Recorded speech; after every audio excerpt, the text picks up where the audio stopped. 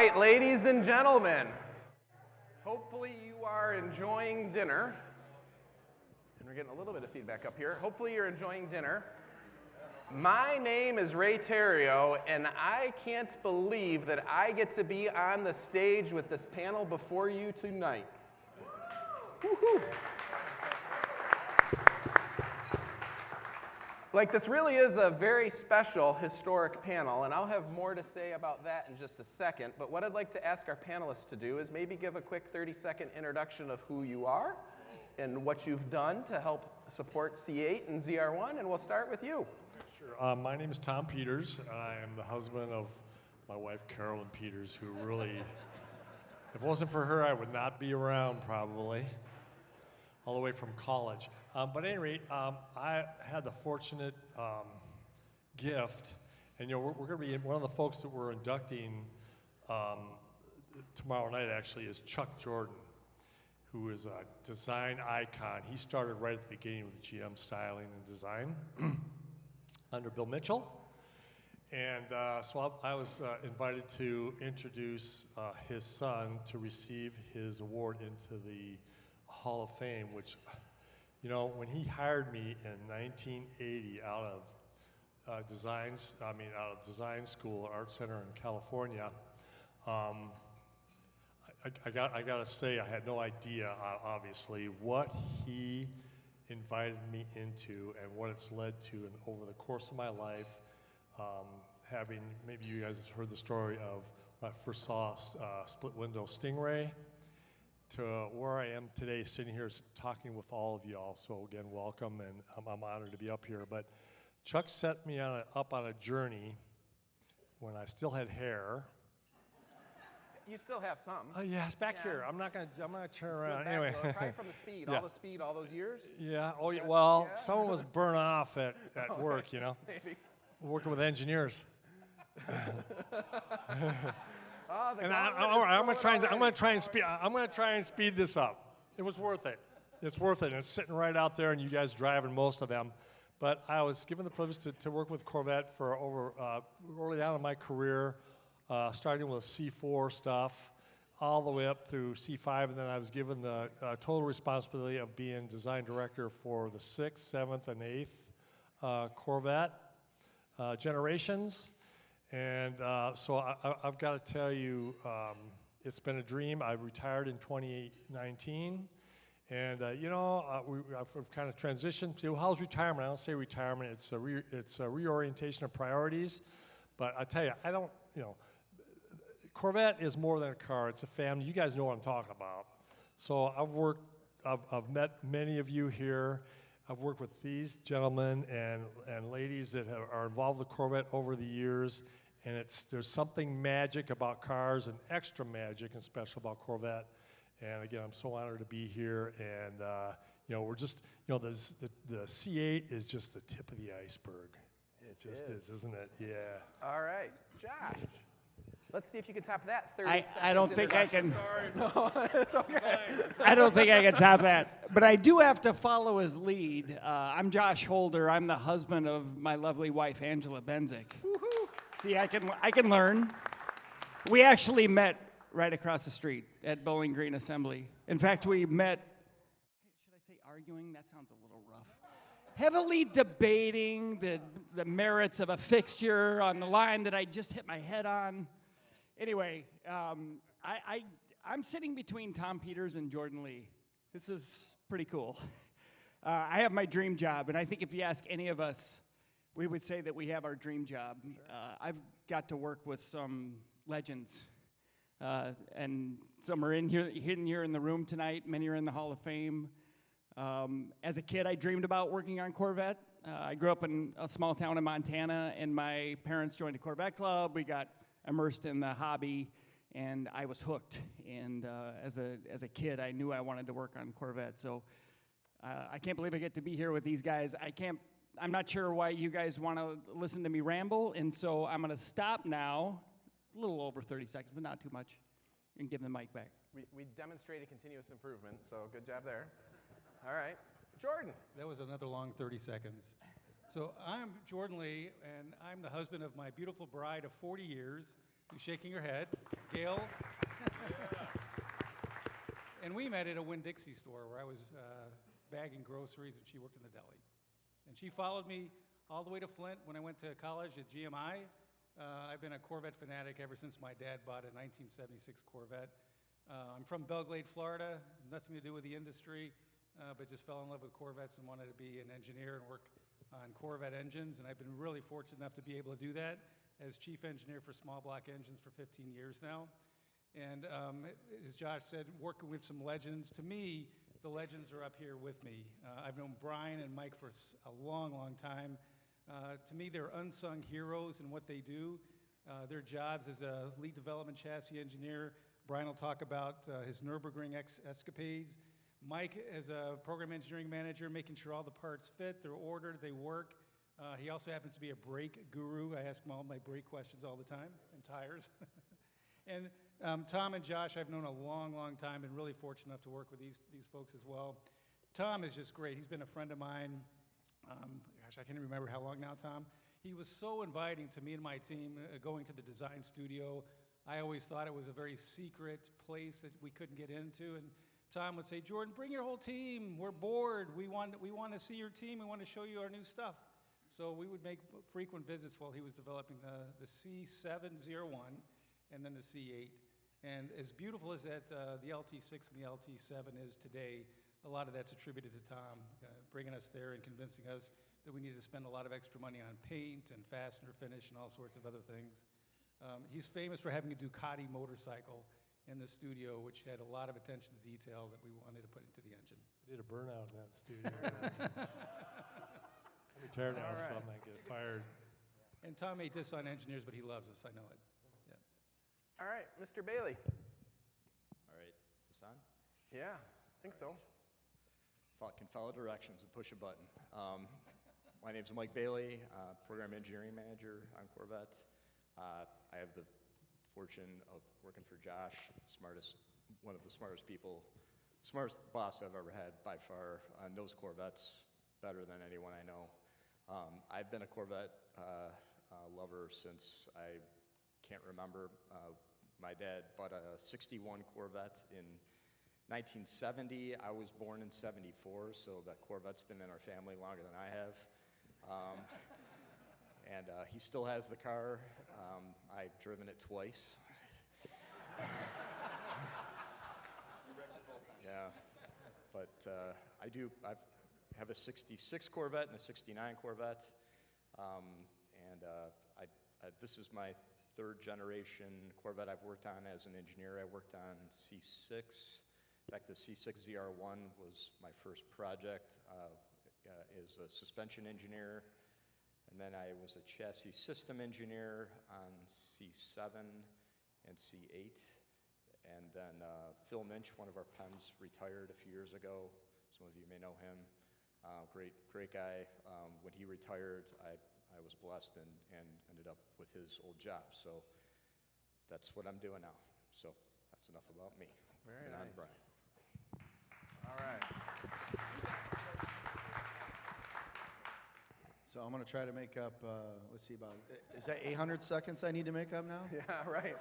Well, That's if true. somebody can do it. This is how I do it. My name's Brian. Very nice. Everybody knows who he is anyway. Yeah. Okay. No, I'll actually make it as brief as I possibly can. Since everybody's rolling around with all the family, I definitely need to call some family out here. But first of all, my lovely wife, Joyce, could not make it. And I wish she could, but unfortunately she has to work, but that happens. I'm actually the son of Tom and Carla Wallace over here. Some of you guys might know that guy. Yes, huge round of applause. My lack of maturity can be blamed on him, so if you guys don't like what I say, talk to him. And then my brother Tom, imagine that, another Tom. He's also joining us, so thanks for being my wife. So, sorry, I'm the lead vehicle dynamics engineer for Corvette. I've been on the team since the beginning of C8. Some of you guys might know Blackjack. I've done a lot of development on that car. It was pretty cool to be part of the team that did that.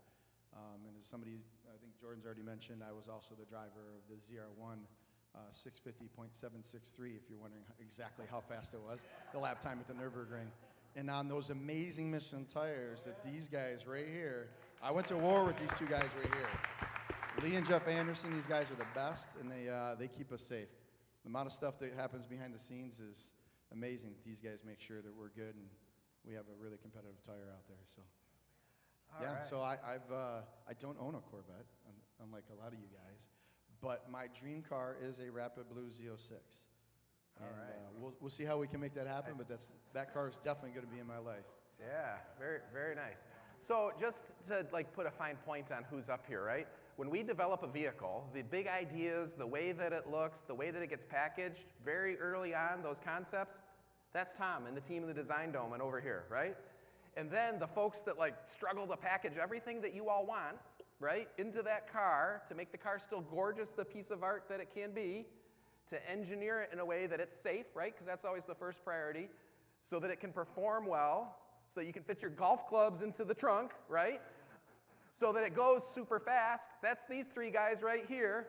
And then, oh, by the way, we happen to do little tiny checks sometimes with, rings, to make sure the car can actually perform on the street, on tracks, and that's Brian over here. And I'm just interloping because I'm responsible for kind of putting it all together right in the end, right? That's kind of how it happens. So what you're looking at is a human process chart. Yes, exactly. So right before we came up, they're like, hey, how should we sit? I'm like, hey, here's how I want you to sit, right? Like it's a thing. But like this breadth of General Motors, this behind the scenes look and how a ZR1 put together, like this is unheard of. Gives me goosebumps as well. And I can tell even from the introductions that it's a panel of engineers, and yet we want it to be fun. So they're probably a little tense right now. So to loosen everybody up, we're going to do a hands up, hands down thing, all right? I'm going to give you two choices. If you're more the first choice, you're going to raise your hand. If you're more the second choice, just leave your hand down, all right? Everybody understand the instruction? Yes? Okay. So the first thing is vacation. Do you prefer adventure or relaxation? All right. So we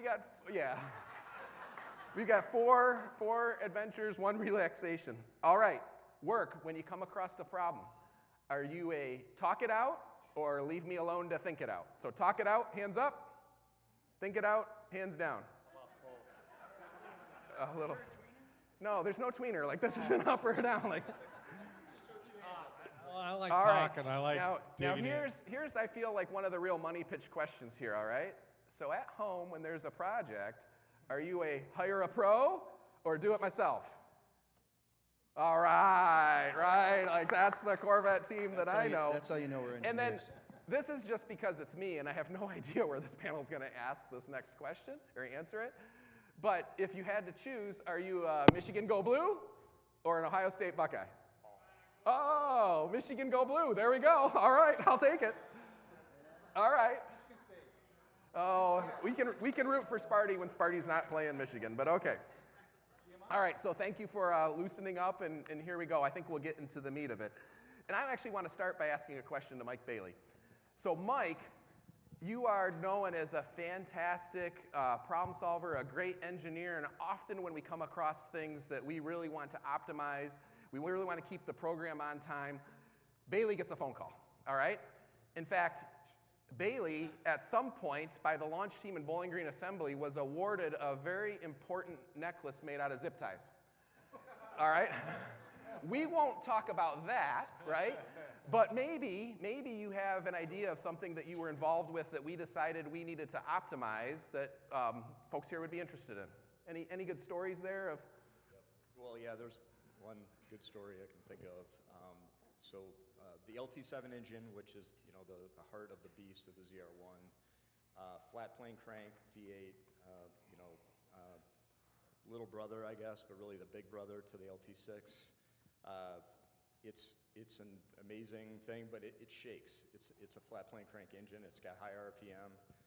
It's a paint shaker, and world's most powerful paint shaker.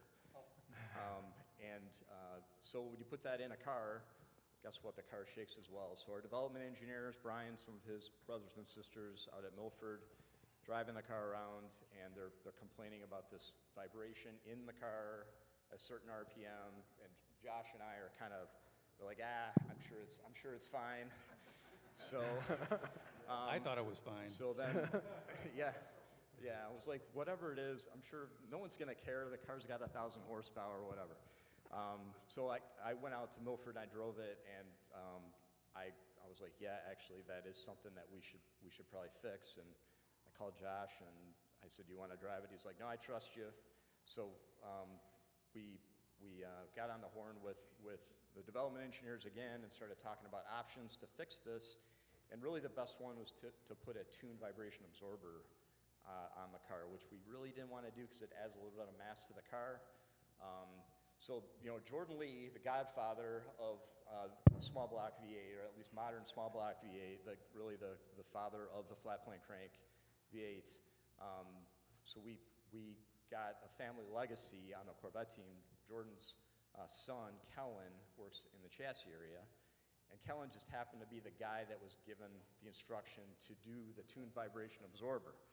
So Kellen got that job. It was a late ad, and Kellen came in and really saved the program. I don't think we would have went into production without it. And so Kellen's quite a personality. He's just like his dad. He has more sarcasm than me, which is a lot of sarcasm. Very sarcastic. So I just wish I was at some of the dinners that Jordan and Kellen had. But just to hear Kellen bragging about how he saved his dad's vehicle, the V8. Mike, I'm embarrassed. I thought he only did that to me. He even told you. He gave me so much grief. Dad, I have to save your butt again. Yeah. So I did happen to go. Mike runs these great meetings, Vapor in the morning early morning on Wednesdays, and we have to go and present our engine status. And I was in there with the assistant chief engineer, who reports frequently, and I looked on the agenda. Oh, my son's going to present.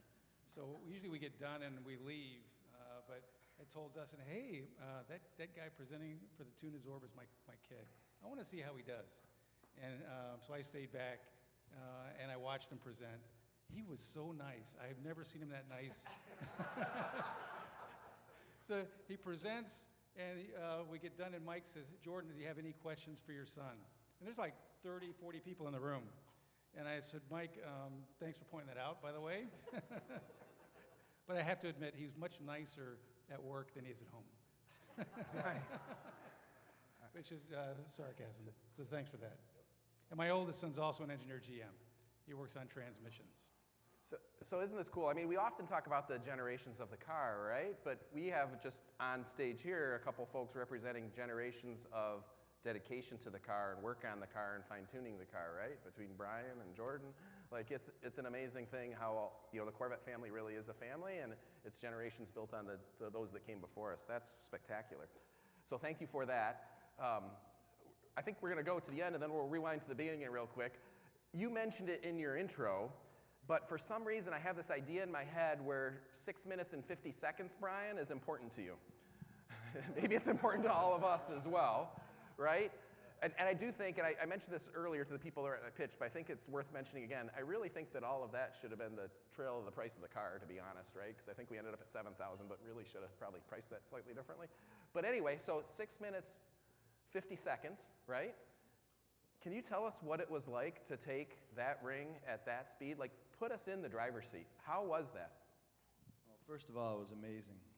And some people, I get this question a lot, that even I got it today, that people wonder if it had race slicks on it, or did you have some special engine, or was it race prepared? And just to remind everybody, this literally is the same ZR1 you could go buy off the showroom floor. All we did was put safety equipment in there to keep me safe in case something would ever happen. And it's the same Michelin tires that you get, the 2-hour tires you get on the car. And the alignment specs are in your owner's manual. You want to go out and run a lap time in Nurburgring, just pull out your alignment specs and set it up and go run. That's what we did. It's a production car. And you've probably heard this word a lot when we talk about the Corvettes. It's been a common theme since the beginning of C8. We want to make our cars extremely approachable so that any driver that doesn't have a lot of experience can take it to the limit, feel really comfortable with the car, and approach the car's actual capability. If the car's really twitchy in the rear end, nobody's going to be really eager to go push the car. The car is super stable. And the ZR1 is, it's even more so. I have 2 quotes from our chief engineer and another chief engineer that drove the car that had never driven, Tony Roma being one of them. Some people might know Alex McDonald, who's another chief engineer, my old boss. They both had a chance to drive this car. I know I'm going off Nurburgring, but I want to point this out and hammer home the approachability. They got in the ZR1 for our 24-hour testing that we do for every track car that we make. It's not continuous, but cumulative testing. It has to be validated for 24 hours, so when you guys take it on a track, we know it's validated. They got out of the car. Alex McDonald, he literally walked up, shook my hand, and said, "Hi, my name's Alex McDonald. That is the best and most approachable car I've ever driven in my life." And I realize I'm talking about a 1,064 horsepower car. So our team, and it's not just me, I'm just the guy behind the seat that set the Nurburgring lap time. There's a whole team of engineers back in Milford that we work with cohesively, and even Michelin has a chance to work with these same people to make sure the car fits all of our driving styles, which is very important. So it's a long way to hammer home the approachability. I couldn't do that lap time at 650.3, or excuse me, 650.753. I've already forgotten it. I won't. I think it's 763. It's 763. Do not cheat me out of 100th of a second there. So regardless, it's something that we really hammer home to make sure that it's approachable for every person that drives it, and that confidence that we did while we were developing the car, to have the correct aero balance in the car, to have the right corner exit grip at low speed, medium speed, high speed, corner entry, ABS.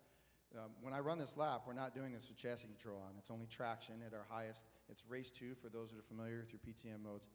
And so I'm the one that's managing the traction. If there's a big moment, then Bill Wise and his chassis controls team comes in and saves that big moment with the traction control. But weirdly enough, I don't want to minimize it, but it was pretty easy to do. I know that's hard for you guys to believe, but it was super comfortable for me. The hardest part is learning all these little intricacies at the Nurburgring, and I've never been a part of running a fast lap of this magnitude. I did the A1 CTSV that we never published. Ironically, Drew Cattell, who drove the ZR1X, had to get married, so they pulled the guy off the bench, and I went and ran the fast lap for him. So that was a pretty cool little story about Drew and I. We've known each other for a long time. He's a great guy. We work well together. But just the fact that you got to go learn all these little intricacies with a really high grip situation, which Michelin has prepared us for that with tire ovens. And I mean, this is a big, if you saw the documentary, that some of it's just the tip of the iceberg on how much logistical circus we did in the background. You probably even heard us talk about that. The amount of work that these 2 guys did right here, along with Zach Brown, unsung hero from motorsports, these guys made it such that I could just be a driver. I'm a development driver. I get in this. So Brian, you're very humble, and I feel you're underselling it, so I'm going to jump in because I've not driven a single lap there, but it's like 73 corners or something, right? It is. I left that part out. Like how many people get lost on the way to Kroger, right? So if you get lost on the way to Kroger and you're going 200 miles an hour into some of those corners of the 73 corners, you better be paying attention. Like it's got to be mentally taxing as well, right? I'll liken it to that standpoint of you hear quarterbacks talk about, or even any athlete, world-class athlete, how everything slows down for them. And when you're driving a car, you know what it's going to do before it ever does it. That slows everything down. So 200 miles an hour feels like 50. And these corners that I'm entering at 155 miles an hour, slowing down to like 145, you don't even think twice about it because it's just you in the car. You feel every little thing that it does. Yeah, every little thing. Every little thing that does. Like how many G's did that reach? I think our peak was probably about 1.9 in Fuchsrohr. Yeah, every little Somewhere thing, in there. 1.9 G. That sound That's right? amazing. I know Jeff stares a lot of that data. It was over 2. That's what I thought. 2.1, 2.2. So Brian, quick one for you. I know Coda. Yeah. I think you told me this when we let the journalists finally drive the car.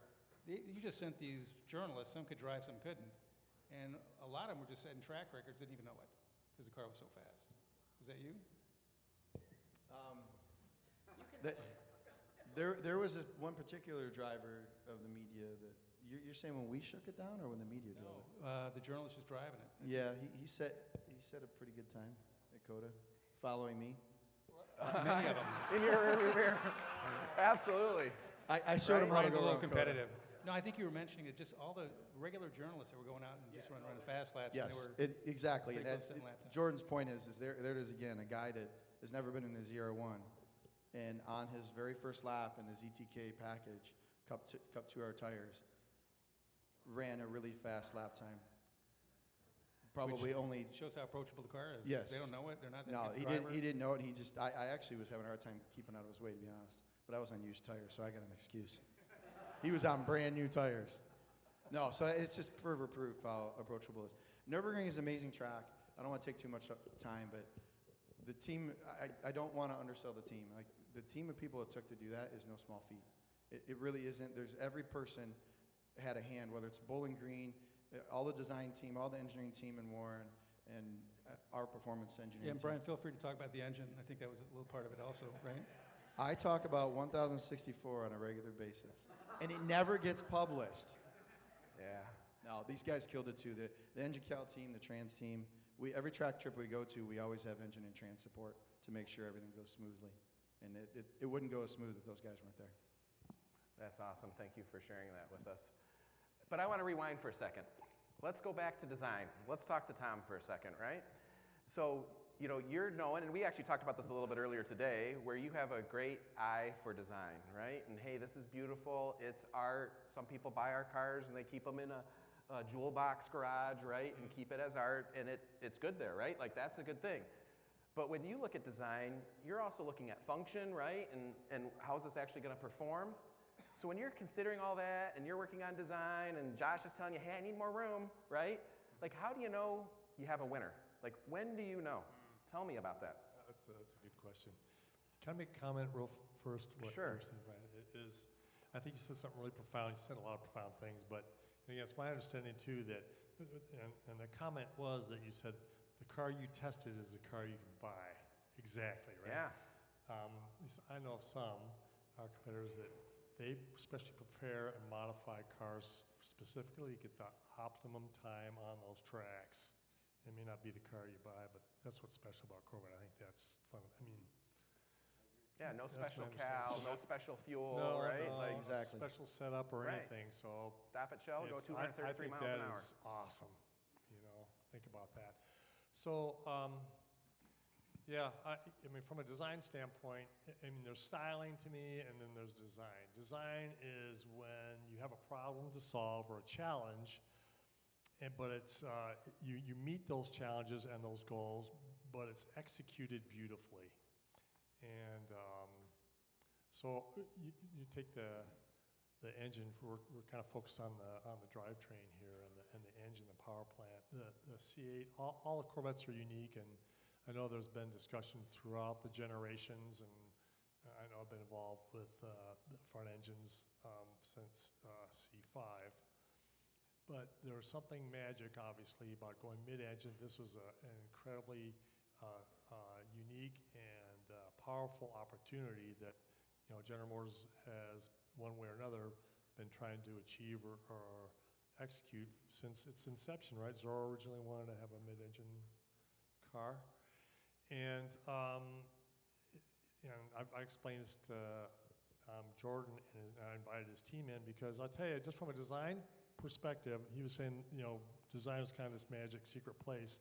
But conversely, again, I came into a culture where, two things. Aerodynamics, those guys are the rocket scientists, and they're over there, and you go over and you can watch them work their magic on the car. And the other one was powertrain. You give them your, you know, they kind of didn't even want, they had a different language, didn't want to talk to you. Kind of throw a design over the fence, and it kind of comes back, and you say, what's this? Well, don't ask questions, you know. So, and I'm kind of making light of it, but there was like these different groups, different cultures that just didn't seem to cross over. And in my mind, I'm sure I'm not the only one throughout the organization, having had this experience going up through Corvette and all that, you know, the car warrants the best you can bring forward. And it is a team. It takes so many people to pull together to meet customer expectations. That's really what it's all about, right? From a design standpoint, I've wrenched my life as a kid, and so I understand what, you know, the engine really means, and the way I portrayed it, thought about it. Because when I first saw, first of all, how many people is this like first event for them here, like a Corvette event? You guys, you know, there's several here. Yeah. Yeah.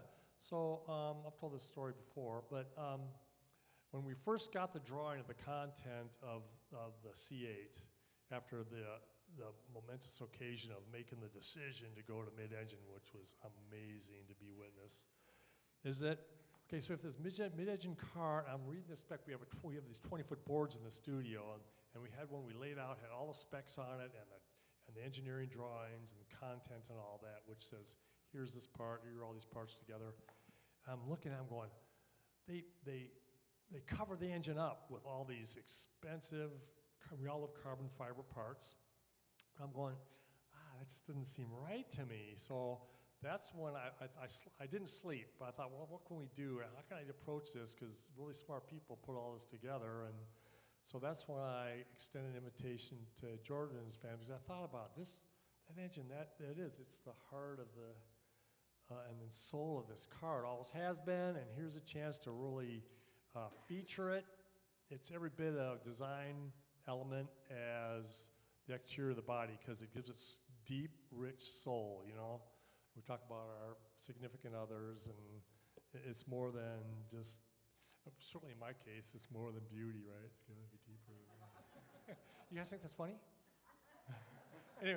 Anyways, so I said, bring the whole team in, 'cause I just want to talk about this. So give it all thought. I brought in one of the employees' Ducati motorcycle, and I said, look, we got to look at this bike, because it's not necessarily adding money or anything. It's just how you execute stuff. They have nuts and bolts and fasteners and brackets, just like a car engine does. But just give it a little thought and make them beautiful without. In fact, maybe even improving some of the function and adding value to the customer, especially in this instance. So that's kind of, we had I think a pretty good discussion. Everybody kind of got it. And it's a discussion I'll never forget, because you played us, but we knew we were being played. I was so sincere. I was not. I had a goal, but so I imagine did not. This. We go look at the clays of the C8. We've never seen it before, and we were in awe. Wow, we're seeing the C8, the clay, the first generations of the design. And Tom says, Jordan, bring your team over here. Look at that engine. That thing's beautiful. That's the jewel. That's the diamond. The car's just the setting. But that engine, and I'm thinking, I was very sincere. I loved Tom, and at that point, I loved him even more. Yeah. So after that, whatever he wanted special paint, he wanted special finishes, but he has such a knack, such a flair for beauty and designs. I mean, you look at the cars he's designed, the C7, the Camaros, the C8, you just have such a knack that, I mean, you are a legend when it comes to automotive design. Yeah, but I have nobody better. Incredibly talented team. So whatever he wants for an engine, whatever it's supposed to look like, he's got it. Yeah, well, a lot of help. I had confidence because I had one hell of a team. And Josh has to pay for it, though, so he's got the tough part, getting the money. Well, the other reputation I have is I have no respect for physics or budgets. You know? Yeah. I got hauled in, especially by Dave Hill. He hauled me in, man. So I'll wrap this up. How could I possibly get in the way of this? How could I possibly get in the way of this? But you know, there's some points to be made, some dynamics here, is that this is, I think, we started out really in the C5 with Dave doing things under the hood, then C6 grew, and then C8, we were on our cams, just like Corvette production and racing. It became not us and them or this team, this silo over there. It was really unified, and that's what the car required. That's what the customer expects. And boy, I think we just went to new heights. I mean, we got down to the nitty gritty of fasteners, you know, nuts and bolts, how the wires went together. I'll tell a brief story. I feel so sorry for this guy. We brought in, we wanted do you remember this? The exhaust to be a certain way. And we brought in this poor guy that was a super rocket scientist, exhaust engineer, who what he's used to in his career, school, is that, hey, here's the data, execute it, and we'll see it on the car, right? Well, we drug him in and said, no, we want it to look a certain way, and it was like talking bird to a fish. Okay, so I have to clarify this. Okay. Stingray owners, C8 Stingray owners, you know the exhaust heat shields, the heat shield. You know those little dimples? The dimples that we had in the heat shields, he didn't like them. He wanted the dimples to look a certain way. They had to have a certain pattern to them. So Tom's explaining this, no, the dimples aren't right. You have to make the dimples like this. And we're all looking like, what the heck? Yeah, what the heck? yeah, but so, and I gotta feel so sorry for him. I knew the limits because he melted down in the studio. Were you there for that? Oh, he melted down. This is a grown man in tears. But you know, again, I felt sorry for him, but yet we had to push this thing as hard as it could go because of the car. So, I mean, my philosophy was you can go to Home Depot and get like a sheet of chipboard and some 2x4s and keep the rain off your head. Or you can go and build something beautiful that not only works functionally, but it looks awesome as well. So that's an awesome story. And I think one of the threads underlying there, to me, is that as a Corvette team, when there's something to be done, I don't hear people say we can't, right? Oh. There's often, I'm gonna give this to Josh next, just to be clear. No, just to be clear. They don't say no. I feel like you're on this end with me for a reason. Okay. They didn't say no. So, no, they don't though, right? They say, hey, Would here's, we ever here's tell what must be Renoir true. no? No. Here's It's what must be Renoir. true. Whatever Here- Renoir here's wants, how we he's gonna can do. it. Now, I prefer those stories when we don't melt down a person in between, right? But I know. I do too. All right, so now, Mr. Holder.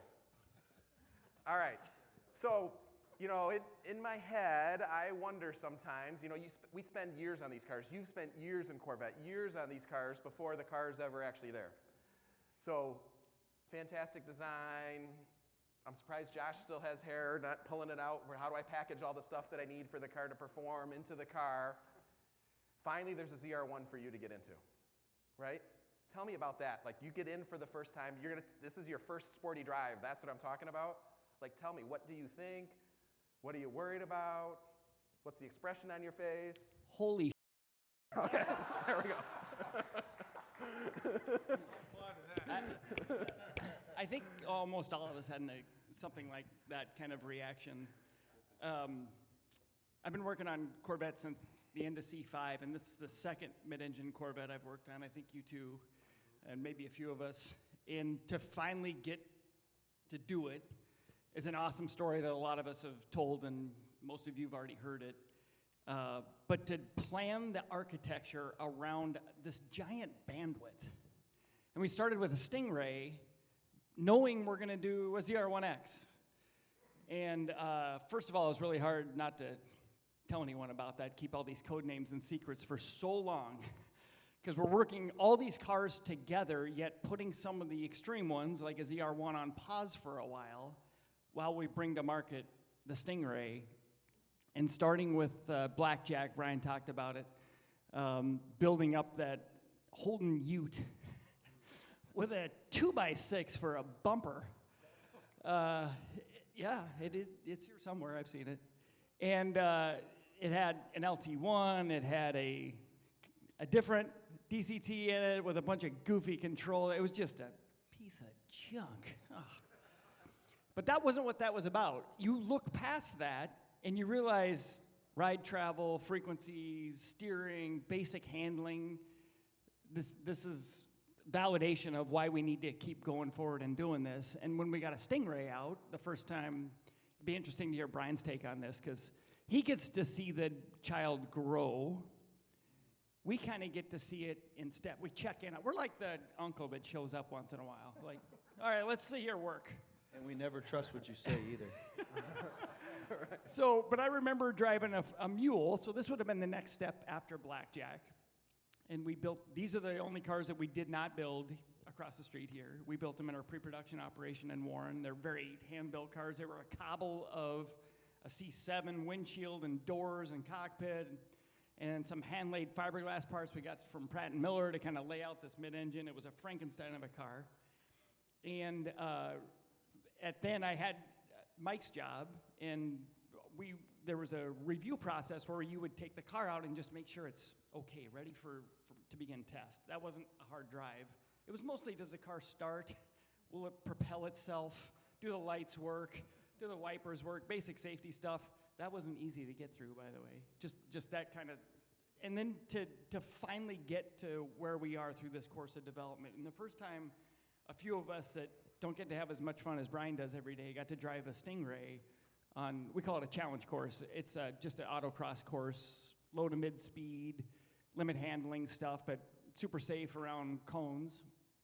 And get to feel what a Stingray does, what this mid-engine architecture is going to do compared to what we were all used to from front-engine big power Corvettes. You know, the rear brakes loose, now the weight transfers to the front of the car, you got some steer angle in it, you're going for a ride. The dynamics of how that car felt, every single one of us are just giggling. Like, oh my God, it's going to be so great. People are going to love this thing. It's exactly what we wanted. And then to bring out a car like a ZR1 and a ZR1X with, I hope you tell the engines. There's so many engine stories. I'll tell whatever Jordan doesn't. But to be able to leverage that kind of power, this architecture is the only thing that could ever do it. If you imagine that kind of horsepower in a front engine car, I mean, it'd be fun to talk about. It probably wouldn't go anywhere very fast, and it sure as hell wouldn't be confidence expiring like something like the ZR1 is. But to be able to put that power down and feel that acceleration. So I got to take a ZR1X to a drag strip recently, and we're still working on the numbers. But the launch of that car is so indescribable. The pure acceleration G-force, we've all like hard braking and lateral accels, but the G-force of acceleration that never stops through, at least through a quarter mile. In fact, it picks up when you shift into third gear. Both cars do that. By intent, actually, because we limit torque to protect traction in the powertrain. But to feel that kind of unrelenting experience is something not everyone will get to feel. Certainly, you can't do anything like that on public roads. The car's just so capable. But it culminates the massive amount of effort with a super talented team that pours their heart and soul into these cars for all of you, for all of us. We're all Corvette customers. Well, except for Brian. Jeez. But most of us are Corvette customers, and so we know what it's like, and to put that much effort into this, and now like being up here talking about the development experience of it, it's just surreal.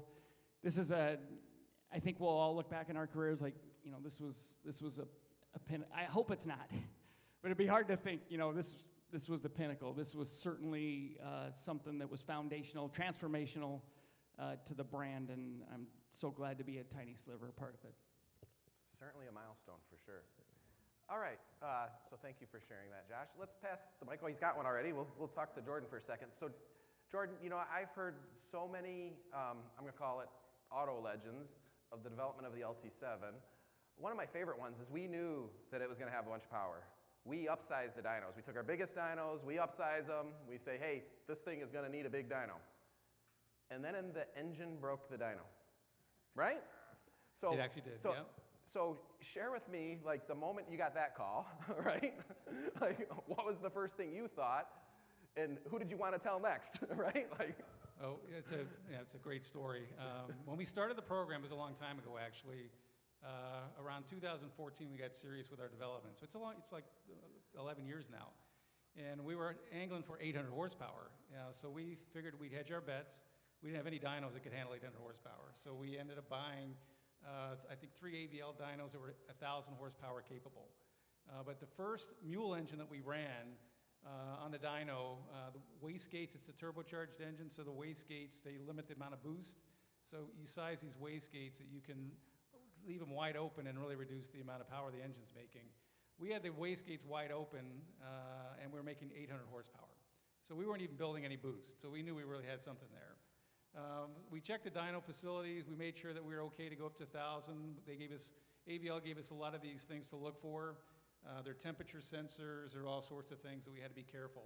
And I think last year when I gave a presentation on the LT7, and I'll talk about it again this Friday, on a recap for the engines, when we ran the SAE power testing, it took a full day to run the power testing because each data point at the higher speeds was 10 seconds of data, 10 minutes of cool down, because the dyno was overheating.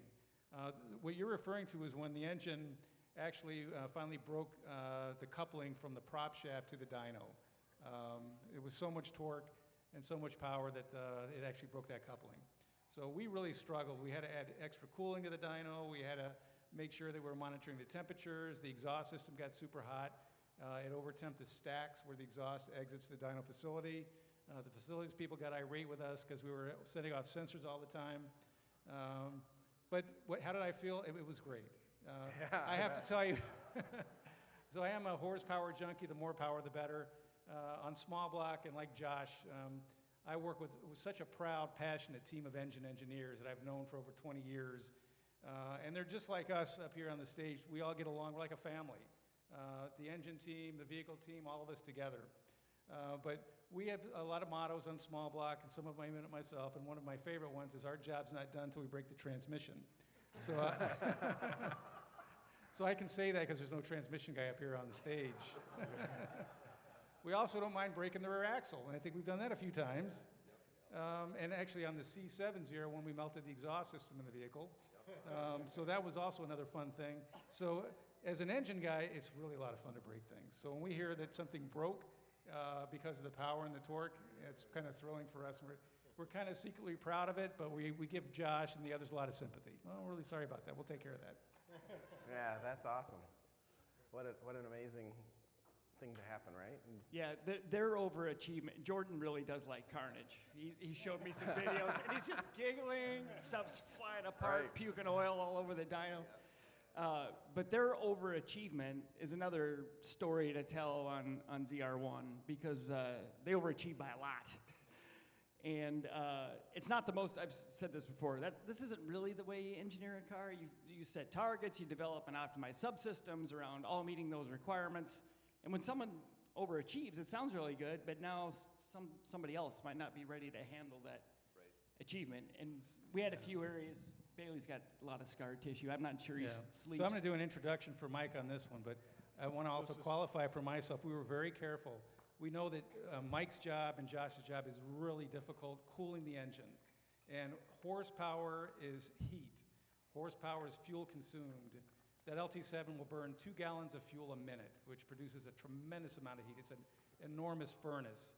So when we jacked the power from 800 to 1064, we had to make really sure that the vehicle systems, the cooling systems for oil and transmission and engine coolant could handle it. And it wasn't an easy task. So Mike had a really difficult job making sure things would stay cool.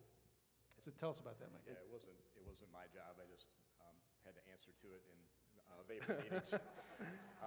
But yeah, really, the C8 ZR1 was just like, I don't know, Empire Strikes Back to the Star Wars was the C7 ZR1. So that car really, from what I remember, I worked on C7. That car was never supposed to exist. We never designed the C7 architecture to have that engine. And when the story I heard, I'm not sure this is true, that you went to Taj and said, hey, we can make a gobs of horsepower with this big blower on a pushrod engine. Do you want to do it? And Taj, and this was not on Taj's radar. And Taj was like, yeah, we should do that. And That's true, by the way. At the same time, we were working on the C8. And so Taj, said, we're going to do this. And honestly, I was not super excited about it. I'm like, we need to bring out this mid-engine car, and we're trying to shove in this last, front engine monster, and to get that car, and the engine team, they have years. He just mentioned 2014 to work on an engine that ended up coming out, in 2023 model year with the LT6. The vehicle side, we try and prepare for that with analysis but honestly, until we get the engine in a car and these guys start beating it up on track, and we start breaking parts and things start overheating, and that's really when our work starts. So we prepare, we do the best we can, but then it's kind of a war to try and get everything done. It's very exciting, except that we're always fighting the clock because we don't want to delay the program. So because we want to get the car out, you never want to be the bad guy to delay a program. So we do what we can, and the 24-hour test that Brian talked about, we run that on every one of our track-capable Corvettes. So starting back, I think it was at C6 ZR1.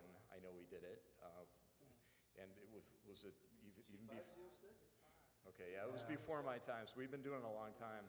And that test is always late. It always shows up like you know, around the time you're like not that far away from building saleable cars, and you get calls from these guys, hey, we busted this, or the tires blew off, you know, or so like that was something on the C8 ZR1. We did not plan to do a unique tire for this car, and we thought we had a strong enough tire based on the Z06 tires, and due to his overachievement, we had to develop new tires. Now those tires have gotten carried on. So I think the wheels actually slipped in the tires. Was that it? Well, yeah, that's happened before as well. Yeah. But just the amount of power that this car can put down, and then the downforce. So we put a lot of aero in the car, more than we've ever done before.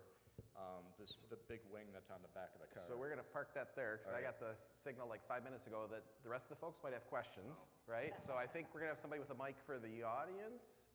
And while we're getting the mic to the audience, right now's your time, think of your brilliant question.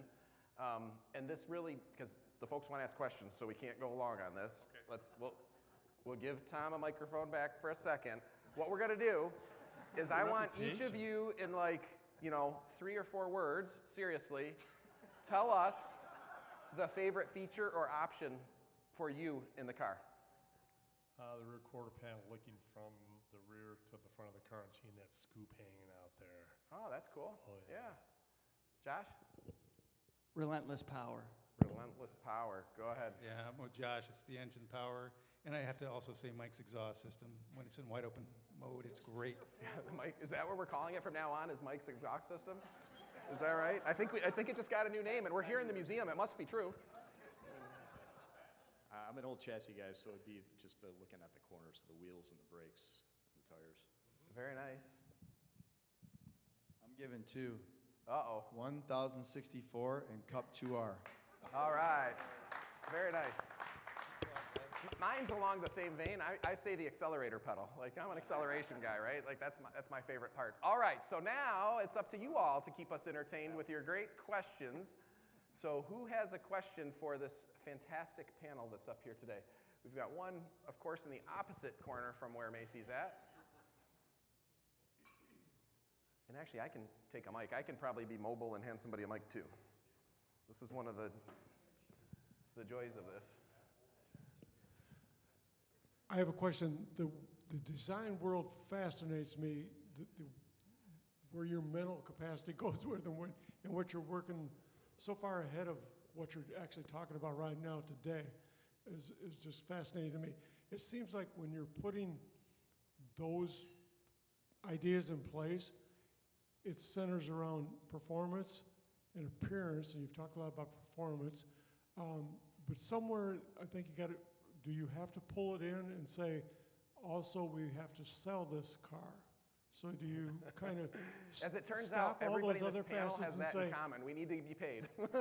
you stop all those other facets of thinking and say, okay, let's match it up with something that's going to sell to the customer. So we want to pass a mic back that way? One of you guys? It's been my experience with Corvette.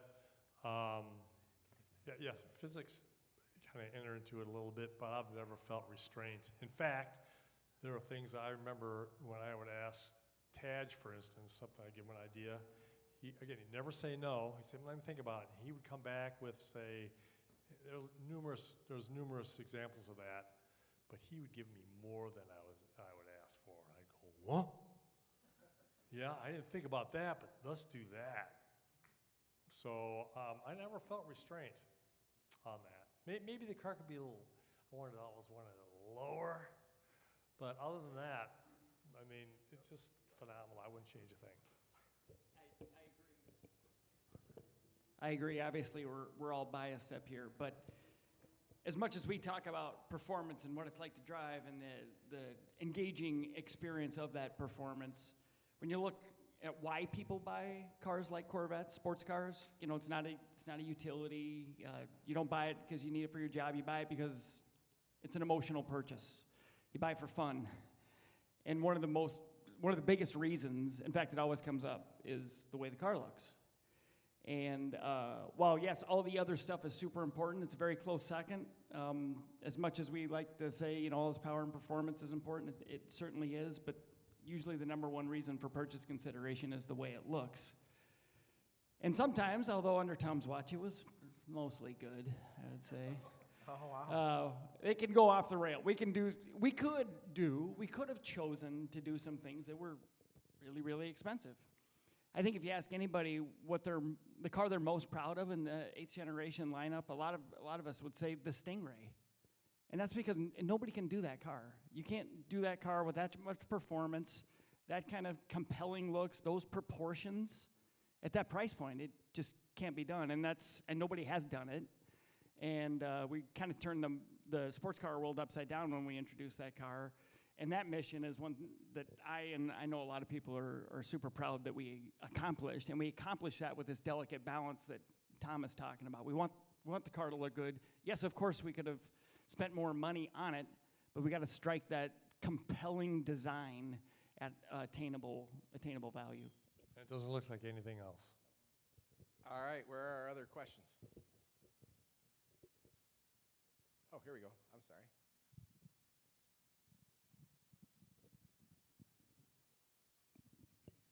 This may be a dumb question, but why did you guys, from a design or performance standpoint, change from the C7 side mirrors to the new design on the C8? I was just curious. It's just kind of an issue. Not an issue, but a curiosity for me. Why do we change from the side view mirrors? Why do we change it? I mean, the basic proportions are so different. I mean, front engine, I always like to say this, you're basically doing this, right? Front engine, you're like here. And that's the truth, you know. I realized that when we did I drove a Ferrari for the first time. I said, holy crap, and that also made sense to paddle shift as opposed to stick. But at any rate, the proportions are so different. You know, the rear is hanging out. I mentioned the side scoops. They are so out so far. You've got different side angles, and your seating position is radically different between the two. Does that make sense? Yeah, that's right. A lot of mid-engine cars have a lot of wedge in them. You have to grab air twice, effectively. You're doing your bolt cooling up front and your rear compartment cooling from the rear. That tapered wedge and cab-forward design of a mid-engine car means you got to look around his beautiful quarter panels he was talking about. And that looking around means the mirror's got to come out. And that's why if you look at a lot of engine cars, they do that. We're not copying each other. It's physics. If you put a C7 mirror on a C8, you would see nothing but paint. And so we push those mirrors out. We're also, we're doing this world domination tour with the 8th generation Corvette. We're selling in export markets all over the world. They have very different requirements, and additional content for that export requirement was baked into the design of this mirror. So that's a great question, and obviously it's a detail that has to be looked after, but you did bring up mirrors. So I'm wondering, Josh, is there anything with the rear view mirror and a big wing that you'd want to share in terms of details and optimization of designs?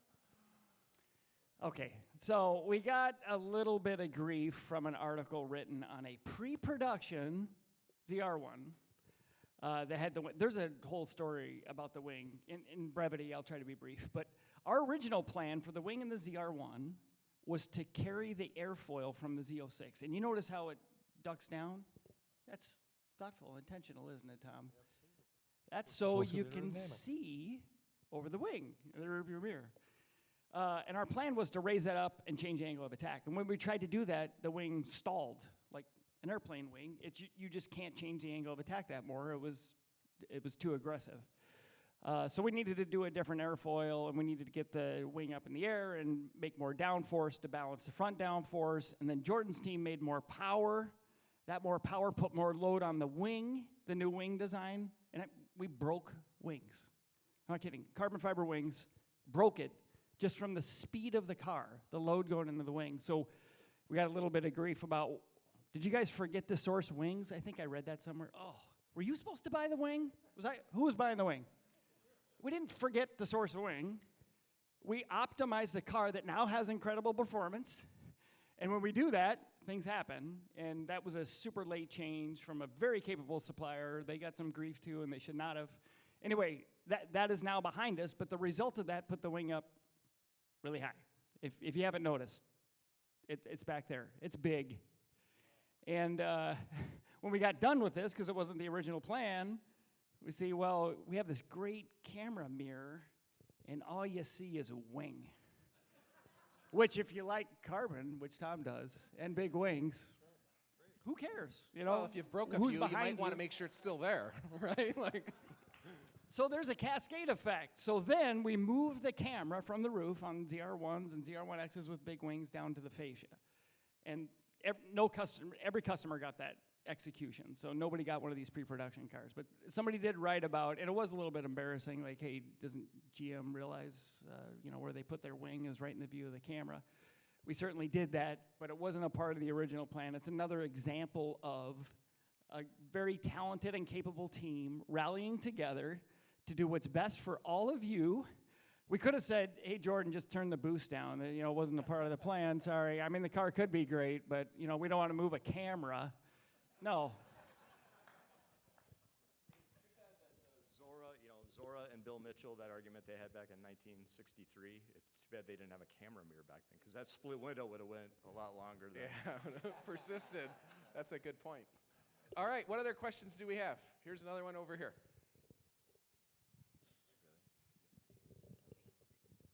Thank you. My name is Scott Peterson from Louisiana, and this question is about the Nurburgring. And just as a side note, I do hold a track record for the fastest parade lap. That was right before they escorted me off the track and said never come back, but that's a side note. But to achieve the 6.5-second track time, unofficially, has the car ever gone actually faster than that? No. That's the fastest lap the car turned. It's about the best answer I can give you because it's just true. No, we actually, to expand on that, we had two individual days to set our lap. And that was actually on the first day, because the second day, if some of you have seen documentary, we got effectively rained out and only had about 30 to 45 minutes window in there to go turn some more laps, but unfortunately it was a lot of rain. It washed a lot of the rubber off the track, and it just wasn't ideal, unfortunately. But it was on our first day, and it was my 5th lap of the day. As I don't know if I mentioned this or not, but you got to chase. We were chasing track. It was cold, and you basically went right through the knothole of where the track temperature was good, and it was about an 85-degree day eventually. And if the ambient temperature gets too high, the track temperature gets too high, you make less power. So we had about 2 of our laps that were probably in the window of fast lap, and that was the fastest for both Drew and I. We set them literally, I think, about 8 minutes apart, or maybe 6 minutes and 50 seconds apart, because he went out right after me. So, yeah. That's amazing. Uh-oh, here comes a tough question. I will not Brian, allow this I don't question. know where this is coming, but... Okay, this is for Jordan. You've been around the ZR1 engine development, and in the past, the goal was set, and we were chasing the goal. I know because I was powertrain engineer. So you get a horsepower goal, but you'd be chasing toward that, and then achieving it by troubleshooting and doing things like with methods and analysis and all of that. So can you give us a sense of the C8, which ended up exceeding expectations? How has technology changed in the analysis world that helped to assist the engineers to achieve something that was well beyond anything you could have imagined? Wow, Carl, that's a good question. I was really hoping you'd embarrass Brian, though. But, I was kind of banking on that as I walked over. Great question. We pride ourselves on having some of the best analysis tools for engine engineering in the industry. We actually develop a lot of our own software, but with any analysis tool, it has to be correlated. So running real engines, getting that data, feeding the model, fine-tuning the model, so that it's very accurate in its prediction of power and all the other things that go into making power. So on a conventional small block pushrod engine, LT1, LT2, LT4, we are so dialed in that we'll know very precisely what a new design is going to make because of all the years of correlation data. But a flat plane 5.5-liter V8 engine was all new to GM. It's something that we didn't have a lot of analysis in previously that we could use for correlation. So a lot of it was cut and try to refine the analysis tools to make sure that the tools were going to be accurate in predicting what the power was going to be. So when we upgrade the LT6 and LT7, assuming hopefully we get to do that, we're going to be much more accurate in what the engine's going to make power-wise. So the first two engines out of the box, they were surprises to us. We did overcorrect with airflow. We know the basics of making power. The more air, the better. So that's why the cylinder heads are CNC machined, and the airflow is tremendous through the cylinder heads. But we didn't expect that the tuning would be as strong. The flat plane crank helps for that. And so we had some learnings that resulted in us overachieving power significantly. So that's the main reason why that we overshot. The tools are now better than ever. Every year we keep improving them. And every time we test an engine, that data goes back into refining the tools. So it just refines by itself. So good question. Thanks, Carla. Great question, great answer. What other questions do we have this evening? Quiet crowd. Any? All right. Oh. Hi, I'm Melanie. I just want to tell you guys thank you very much, because I have an illness that made it really difficult for me to ride into my husband's Corvette till the mid-engine.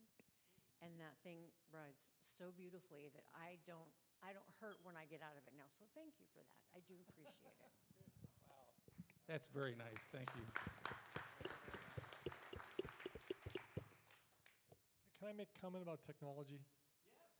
Real quick, I mean, the way technology is today, and it's always improving, but it has enabled every aspect of car design. And we talked earlier about, overachieving and exceeding.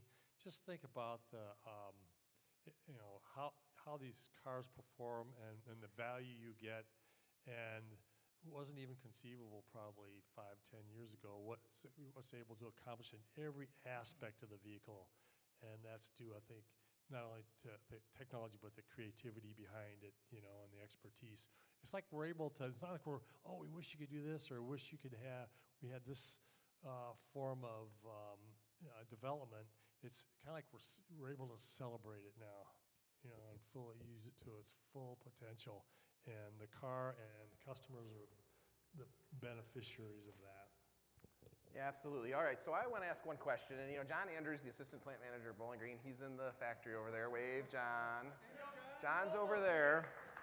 And John and I, John used to be our launch manager as well. And so, we, believe it or not, the plant gets tied in all the way back to the studio at times, right? All the way through the development process because, and I say this sometimes, and Josh is good-natured about it, but it's all fancy math in a computer until somebody builds it, right?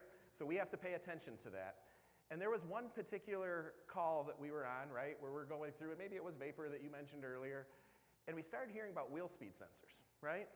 We started hearing about wheel speed sensors that were missing the pickup because we were going faster than, and maybe I'll get this wrong, 99 meters per second. Does that sound right? So John and I immediately, we're both sitting there at a conference room table in my office, right? And we start doing math. We're trying to calculate 99 meters per second to miles per hour. And we got to the miles per hour, we're like, holy crap, that's fast, right? You want to share anything about that moment? Yeah, we were faster than our chassis controls. That's kind of the summary.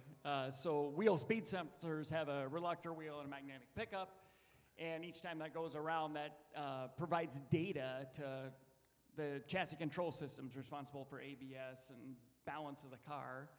And the software that was written quite a while ago is super robust. We've done all kinds of great things with Corvette with that software. Had a limitation at 99 meters per second. And you think, well, can't you just go in the software and, I don't know, make it 200? How hard can it be? But it did require a significant amount of work. In fact, we kind of had to work around it, which helped us develop top speed mode that Brian and team know a little bit about. But effectively, that's a way to get ABS with the chassis controls turned off in a way that won't confuse it. The first time we drove a car above this, it just sets all kinds of warning lights and faults because the system effectively thinks the signal is implausible. It doesn't believe it. There's no way it's going this fast. There's something must be wrong with the sensor. And so another example of how we have to innovate because we overachieve the capability of the car. And with that top speed mode, of course, we added 100 RPM to the red line in 6th gear. because the tire is literally skipping, bouncing, just ever so slightly slipping, going 233 miles an hour, which if you want to, like, as they were figuring out meters per second to speed, 233 miles an hour is the length of a football field, almost from the back of the end zone to the back of the end zone in a second. It's flying. And so, anyway, it's another thing we're super proud of, and what a big collaborative team can do, especially when that late greatness means new challenges that we didn't plan for, but we solve as quickly as we can. All right, thank you for that. So I want to thank all of you for being on the panel tonight, and I know that all of us work with a much bigger team, that without every member, the car would not be the same, from everybody at Bowling Green Assembly to everybody in the design staff, the engineering team, our propulsion folks, certainly the folks that end up testing the car dynamically, we'll put it that way, and setting track records with a very capable car. So thank you very much for being on the panel. Thanks to all the teams that support us along the way. I really do appreciate it. I'm very much honored to be part of this tonight. So thank you so much for being up here.